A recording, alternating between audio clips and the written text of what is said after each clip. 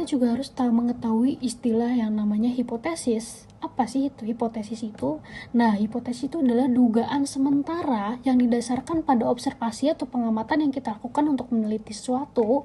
Nah, dan juga memang dan deskripsi itu ada istilah-istilah yang pertama kali kita harus tahu ya, harus mengetahui itu. Yang pertama ada yang namanya variabel X dan variabel Y. Singkatnya, variabel X itu adalah variabel bebas ya, variabel bebas yang akan dikaitkan. Nah, ada yang namanya variabel Y.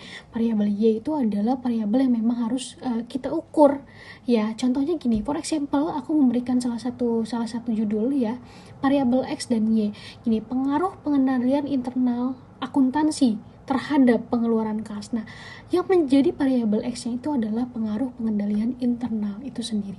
Jadi teman-teman harus mengetahui dulu nih teori basicnya aja, basicnya tentang pengendalian internal itu apa, dan variabel Y yang harus kita ukur adalah pengaruh pengendalian internal terhadap pengeluaran kas. Nah, jadi di situ kita bisa mengetahui apakah berpengaruh tidak sih pengendalian internal ini terhadap pengeluaran kas.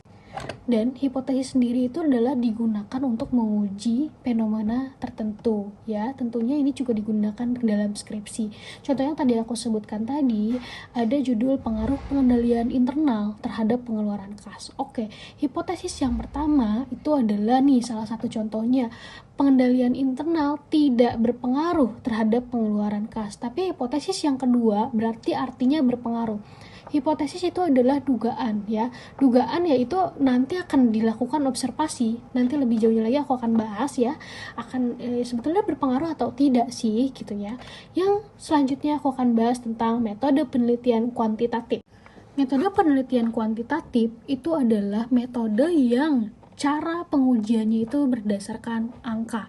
Oke, metode penelitian kuantitatif bisa dengan cara wawancara atau dengan membagikan kuesioner. Nah, kalau kalian memang mau skripsi kalian itu diukur dengan cara wawancara atau dengan cara kalian membagikan kuesioner itu, kalian pilih dengan metode penelitian kuantitatif ya. Menurutku, penelitian kuantitatif itu adalah yang memang berdasarkan analisa atau statistik ya. Nanti tentunya aku akan bahas juga tentang SPSS lebih jauhnya lagi. Di situ kita akan ukur bagaimana sih variabel X dan Y itu apakah ada korelasinya atau relevan atau tidak. Nanti kita akan bahas secara lebih lanjut.